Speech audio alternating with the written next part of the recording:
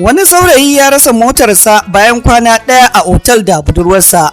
Mutumin da ya tashi barci sai ya gano cewa matar da motarsa duk sun salwanta, nan take sanar da jami'an tsaro. Mutumin, wanda ba a bayyana sunansa ba, ya shiga otal din ne tare da matar da yammacin ranar Laraba.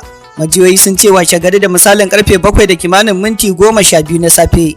Yayin da mutumin ke barci, matar ta shirya a hankali ta ɗauki makullin motarsa sannan ta nufi wurin ajiye motoci.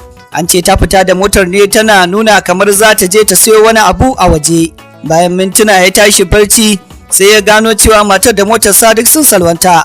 Nan take sanar da jami'an tsaro lamarin. An kuma ce akwai muhimman takardu, kwamfuta, laptop da kuma kuɗi da ba a bayyana adadinsu ba a cikin motar.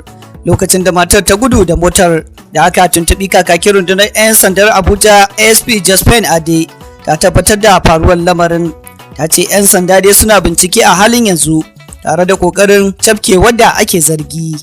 Isa Randawa, RMC Hausa.